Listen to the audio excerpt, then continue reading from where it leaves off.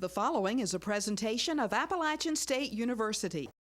How do you build the most affordable, energy-efficient home that uses renewable energy systems? Appalachian State University students and faculty comprise one of 20 select teams from around the globe crafting such a home as part of the 2011 Solar Decathlon, the world's largest and most recognized green building competition. Coming up on Appalachian Perspective, we'll meet members of the team who hope to win first place.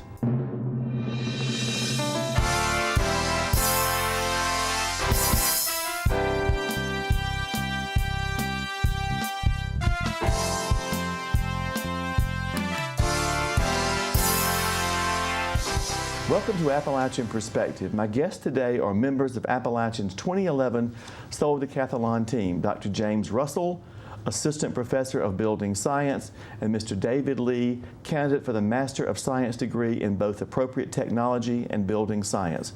Welcome, Jamie and Dave. It's great to have you on the show. Great to be here. Start right off and tell me, how did you get Appalachian this distinctive honor? How did you get us to this point? How competitive was the process? What did you do? When did you learn? Where to from here? It's been a long process. We started off in fall of 2009 with a graduate class. And Chad Everhart, another faculty member in the department, he's an architect, and I formed this class of 8 graduate students, of which Dave Lee is one, and we wrote the proposal. The proposal was due November 17th, right after the 2009 competition wrapped up in October. And we were actually due to hear back in December. And so we were so excited, we were waiting us into the class, and we didn't hear anything. And so we called and we emailed, and we didn't hear anything. We had classes on go for the spring, ready to go based on our proposal. And in the spring semester, about a week and a half into the spring semester, we heard that we were in, congratulations, but it was just the first cut. And there wasn't supposed to be a first cut. So we reassembled, of course, all the students have their schedules made at this point, so we reassembled another team to build the Department of Energy requested a model, and they requested a poster board. So a scale model on a poster board that described our concept and fleshed out the design more. And so that was submitted right in the beginning of March, right before spring break, we submitted it. And then towards the end of the spring semester, we found out that we had been selected. But I'll turn it over to Dave to talk a little bit about how competitive the process was. Yeah, we were one of 40 international universities that submitted a proposal originally to compete. And as Jamie mentioned, our first part of our proposal was mostly just a concept. It was a lot of words describing what we were hoping to accomplish, how we're going to go about doing that. And then the second part of the proposal, round 2, was more of a design. And we actually turned those words into images, into a house plan, and really hashed out that kind of stuff. Of the 45 teams, as you mentioned, I think there are 20 that were selected. And we're competing with some really big names from across the world, and we're pretty excited to be at this point now. The plans that you submitted and the ones that are reviewed is done by the Department of Energy, is that correct? That is correct. The Department of Energy and the National Renewable Energy Laboratories are the 2 government organizations that sponsor the Solar Decathlon. And to me, it's very important that this is an international competition, correct? That is correct. So when we say 20, it's 20 in the world, not just in the United States. Absolutely. We are competing against teams from China, from New Zealand, from Belgium, from Canada, along with a myriad of other U.S. teams. And I think the closest one of those would be Team Tidewater. Okay. Do you know how many competed to begin with? I mean, you said you made the first cut, but how many really submitted something? Well, there were 45 submissions this year, and this is the first year they've done a second round of cuts because the submissions were so good, apparently. Okay. In the past, who's won?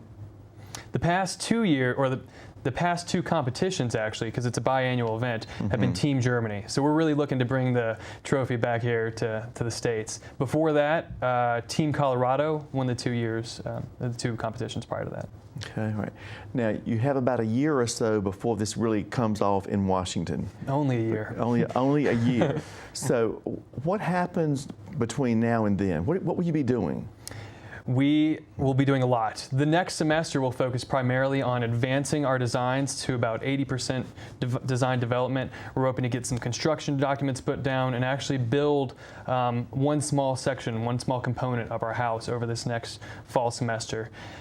beginning in January, we're going to start full-scale construction of the house and the associated outdoor module units. But now you're trying to get funding together, correct? Right now, we're looking for funding and support all across the board. We're looking for expertise, for materials that people can donate, and as well as financial contributions for people to support the team members, and so we can buy the materials necessary to carry out the project. After everything is built here in Boone, we will be taking it all back apart, transporting it up to the National Mall in Washington, D.C. in either late September or early October, and on the mall there we'll be competing over 3 to 4 weeks. Do we know when this will be on display in Washington yet? Do we have that information? Unfortunately not. The National Mall can only be booked 1 year in advance since it's the national park, and we won't know until late September or early October a definitive date for the competition. Okay. But the competition, it will be either starting September 15th-ish of 2011 or October 1st of 2011. So we know it's in that range in 2011. Okay. Now, at that point, when it is on display, anybody can come? I mean, it's a free thing to do, or? Absolutely. Anybody at all can come, and the Solar Decathlon in 2009 attracted over 400,000 visitors and did over 300,000 house visits. So it's a big event. They're in public display for about 2.5 weeks, I believe, and anybody can show up at the National Mall and take tours of the houses and look at all the displays and exhibits that the Department of Energy puts out. It's really a fantastic process. When you show up, you have 5 days to put your entire house together and get it operational. And then there are 2 weeks of competitions. And then there's a celebration at the end, and then you have 5 days to take it down and bring it back. So you have a very compressed timeline for everything. This time it's on display, what do you have to do during that time period? There's going to be a lot going on. Besides the public exhibits, which means we're leaving our house open to the public and we're stationing students around the house to describe the features and the concepts and technology incorporated into the house, we also have to shut down at certain times of the day to perform certain competitions. One of the competitions is hot water draw, and the Department of Energy judges will come in a few times a day and make sure we can provide a certain temperature of hot water during a given period of time. They'll also judge our interior climate conditions and make sure that we can maintain relative humidity and temperature at a constant level when the public's not in there. So we'll get a little bit of time to stabilize the house systems and climate on the inside. It's a really big challenge when you think about sometimes over 10,000 visitors in one day passing through, and then you have to take your house and close the doors and the windows and bring it back into control within, say, 30 or 40 minutes after thousands of people have just been touring your house. Now, when they tour the house, is the house decorated inside? Is it livable? You would look and see, or? Absolutely. We want to make it look as much like a livable house as possible, because when people walk through it, they should be able to relate to it and see their house and see how easy it is to incorporate these green and sustainable features that we put in it. Now, certain things we'll have to move out of the way and make it a little more spacious to accommodate the crowd, so our couches and tables we push to the side and incorporate it in unique ways, but it will feel just like a house. Now, are you responsible for the decorating part and what you do on the inside as well as the construction part? Absolutely. We're responsible for 100% of what goes out there, and we're really looking forward to working with other departments within the university to provide some of the furniture and plates and chairs and everything that we're going to be having, artwork, and really show off the student work and local community efforts too. It even goes as far as the students preparing a dinner for their teammates. They're competitors. They divide the 20 teams up into 4 team blocks. And our block is Team China, Team Belgium, and Team New Jersey, and us. And so during these phases of the competition, the faculty aren't allowed, so the students will actually prepare a meal for each of the three teams, and they'll serve them a meal in the house. So as far menu planning, food preparation, all of these things go into it, and there's also a movie night in addition to that. So there's a lot that goes into the contest. We have to make sure our neighbors stay entertained and happy so they get a good score. Do you have to, in planning this with the food and all, you keep a North Carolina flair to it, or do you do anything you want? It's wide open. I think the concept is the Solar Homestead, which draws on the past historical roots of the Appalachian Mountain region, and so I think we would like to keep it a traditional North Carolina meal within we will have to. They haven't posted rules about dietary restraints or any kind of restrictions, but we'll have to play with it within whatever the rules are. But we like to keep a local flair. Talk about the design of the house. I'm sure they'll show the model here, but talk about the design itself. What you could have done anything, correct? The design is a reinterpretation of the old homestead, and if you look at the model, you see this house with a grand porch. It has a great porch that ties two structures together. The main structure, the main living quarters, houses a kitchen and living area, 2 bedrooms, everything you need for a main house, but it's just over 800 square feet, so it's quite compact. The great porch leads down to a flex space, a smaller space, which is only 120 square feet, but it's a standalone office and convertible to a guest quarters, and it has its own bathroom, a full bath, ensuite, and it will be a small space but very functional.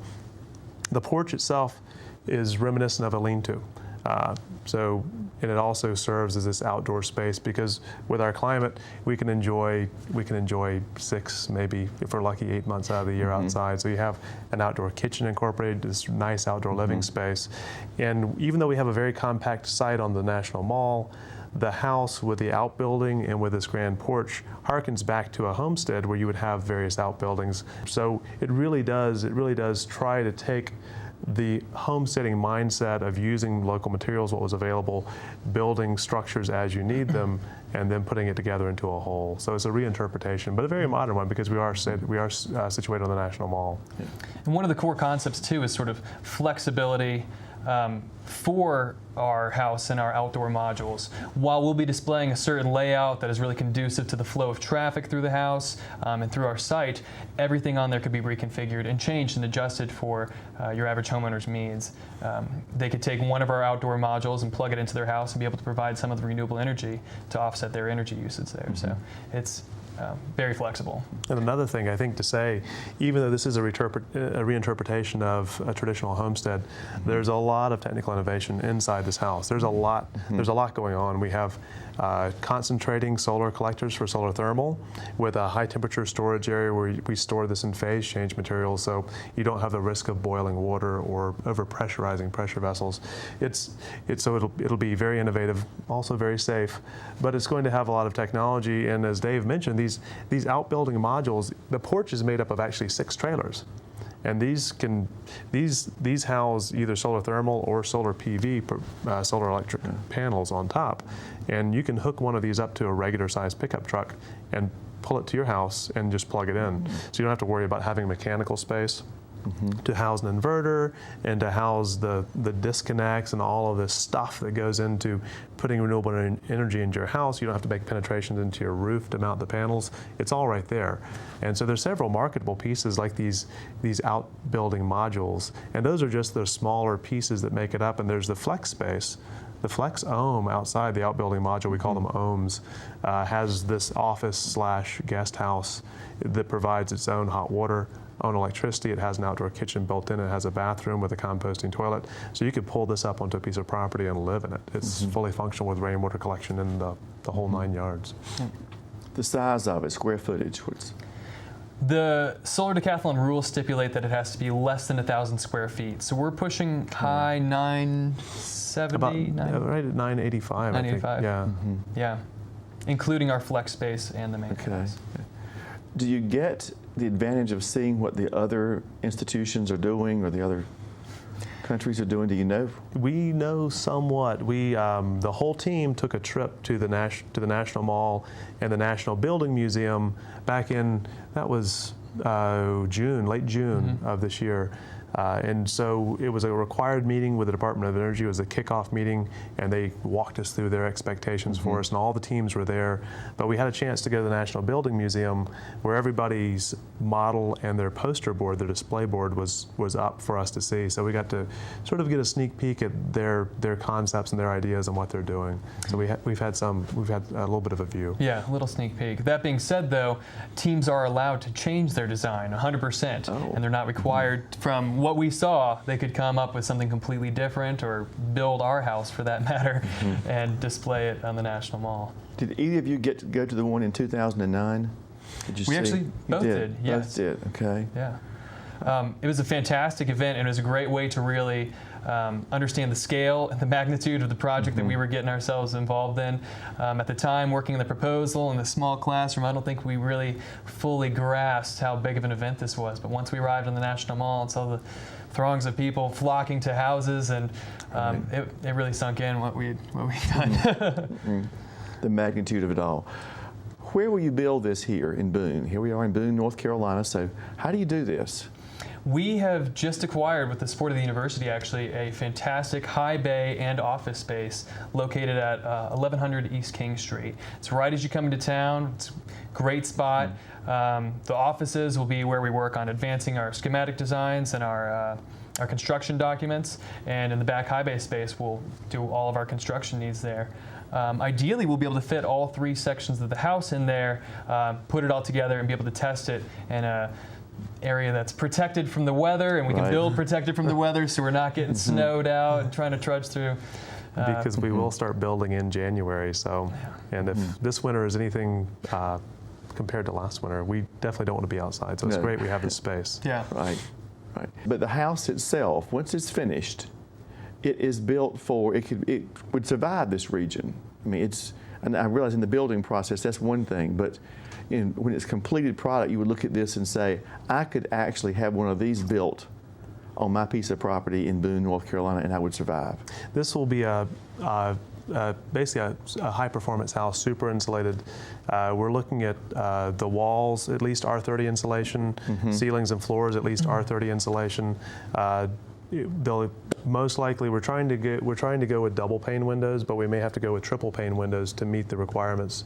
So this will be this house will be able to take very, very hard winters. And very hot summers. So it'll be quite adaptable. We will be tuning it. We have to compete in the National Mall in October or late September. So we will be tuning it to perform for the competition because we intend to win. So we'll be tuning it for Washington, D.C., but this house could be tuned for really any location. Well, as you know, we have shared this information with the governor, who is very enthused about this and very supportive of this and wants to be there when it opens, and many of our other elected leaders that we have in Washington, they're all excited about this because it has a North Carolina feel to it. And that's what we want it to be, is the North Carolina success story. Jamie, you have sort of likened this to Appalachian's great moment in spotlight with the defeat of Michigan some years ago. So tell me about that. I would say this would definitely be the academic equivalent of Appalachian beating Michigan. I think it's fantastic, not only for the university, not only for Boone, not only for Watauga County and the region in general. It's fantastic for the entire state. The University of North Carolina Charlotte participated in the very first Solar Decathlon in 2002, and then it was not a really competitive process. They were trying to get people to come, and so they were chosen by the DOE and they went. But since then, we haven't had a single competitor from North Carolina, and this has been the most competitive selection process ever. So we're thrilled to be there. We look forward to representing the entire state and our region and really showing off Appalachian and what we can do. I think we have a fantastic group of students. The whole campus, we will get the whole campus involved from all areas. We've talked a little bit about all the roles necessary, all the things we have to do. So we really want to reach out and get students from every aspect of campus to participate. So this can be a great chance for us to show off what we can do, and it will be an historic event. Yep. I think one of the points of pride that really makes me extremely happy is that we don't have an engineering program, and that's certainly in the planning from an Appalachian perspective, but many of the other schools do. I don't know that all do. I don't know that answer. But that's a great point of pride. One aspect you'll see in a lot of the teams are that you'll either have a university, their architecture program takes on this project, and they will show up with a fantastic looking house that may not perform that well. And there have also been instances in the past of universities who are primarily engineering driven, and their School of Engineering will take on this task, and they'll have a house that performs well, but it's not exactly pleasing to the eye. And we have in our program at Appalachian State, in the Department of Technology, we have a melding of engineers. I'm an engineer, several other of the faculty are engineers, and also architects. We have 3 licensed architects working on the staff. And we're all in the same department. And just within our building, we have interior design, we have industrial design, we have appropriate technology, we have building science, which has the architects and the engineers housed in it. So we have, we don't have a licensed 4-year architecture program or an ABET accredited engineering school, but we have this really nice blend of both the hard science and the ability, the technical ability to pull it off, and the applied nature to actually get the job done. So I think we're very lucky. When the judging is done, when it's there, what are they looking for? Who does the judging, and what are they looking for?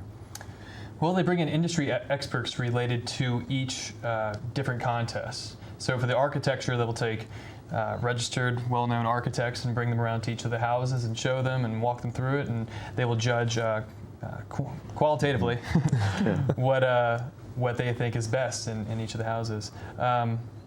I believe the engineers work in pretty much the same way? Yeah, there's an engineering contest as well, so there's an architectural contest, there's an engineering contest. They will look at your technical innovation, sort of your gee whiz factor. They'll be pushing their glasses up quite a bit, digging into the plans, the technological side to see how do they think this is an innovative project? Are you pushing the envelope? But that will also be, it won't be quantitative, it'll be a qualitative assessment. They'll give their opinion. And there are three other qualitative assessments as well, aside from those 2. There is a market appeal. So have you laid out your target market? Is it appealing to that target market? There's also a communications contest. How well do you communicate to your audience through your website, through your handouts, through the tours on site on the National Mall? And then lastly, there's an affordability contest. To get full points in the affordability contest, you have to be, your house will be judged by a professional estimator who will look at every nut, bolt, and washer and say, if this house costs $250,000 or less, you get full points. And the points drop off as you get more expensive. Each contest is worth 100 points, so we're really trying to max out every single one to get as many points as possible. One of the quantitative contests is our energy balance too, so it's important to make sure that while we're creating a microgrid with the other houses that are on the National Mall, we have to make sure we're putting on as much energy as we're using, so that during the night when we're running our TVs and our ovens and cooking for our neighbors, we have to make sure we're producing at least that amount of solar energy during the day, which in DC or even on the East Coast can sometimes be hard. The affordability piece to it, you brought the price in a while ago. Sometimes you look at things and think this would be a nice thing to do, but I can't install panels that are like this. It's just not in my price range. I just can't make it happen. Are there things in the house that people just owning a home that already own their house that can learn from that to say, my home can be more energy efficient and it's kind of affordable? Can you learn from that? Yeah, I think we have a lot of lessons for the people who are going to be touring the home. And it's not just that you should go out and buy solar panels and tack them onto your house. I think that it's that you can design very well-built, energy-efficient, sustainable homes using the technologies and techniques that we have available now.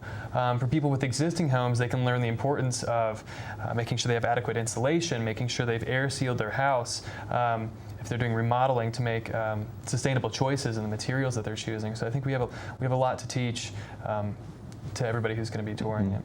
Biggest challenge you face between now and next September?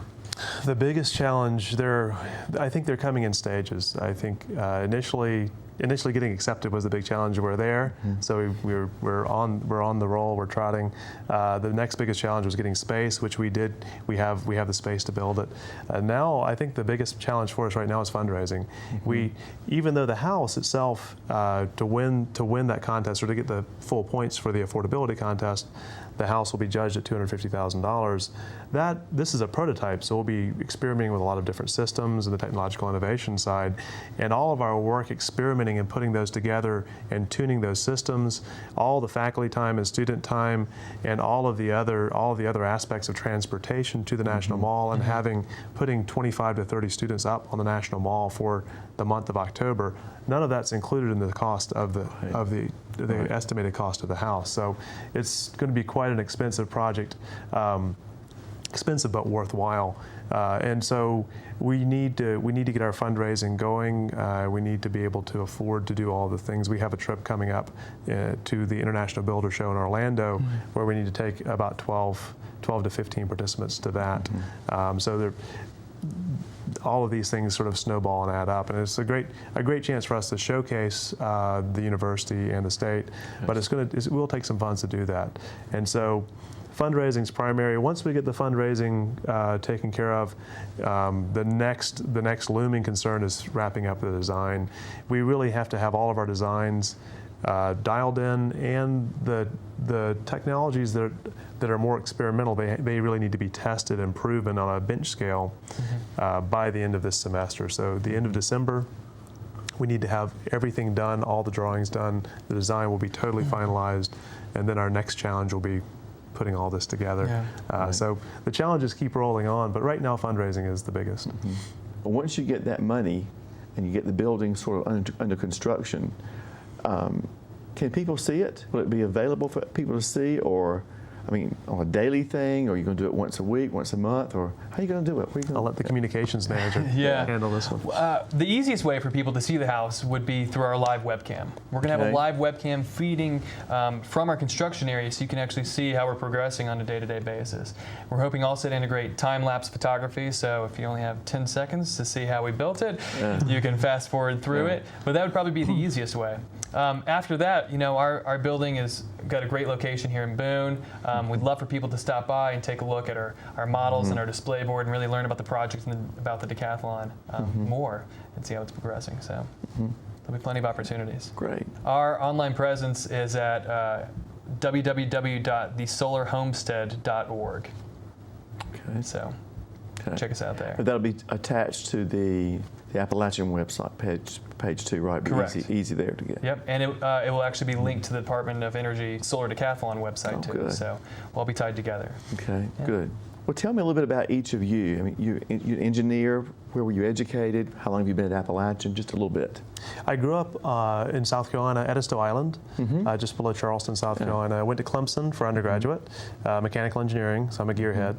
And then I started co-oping. Clemson had a very strong cooperative education program, so I started co-oping with a company in Laurinburg, North Carolina. My first living experience in North Carolina. I went back to graduate school at the University of South Carolina in Columbia, South Carolina. And stuck with mechanical engineering. I did a master's of engineering and a PhD there, and really got involved in renewable energy and buildings at that point. And in my graduate work, I studied more along the lines of solar, thermal, solar PV, and also biomass energy, delved into that a bit. And continued that with a postdoc. I was a research fellow at the University of Ulster, just north of Belfast. And so I had a really nice time there for 2 years, working with a research group there.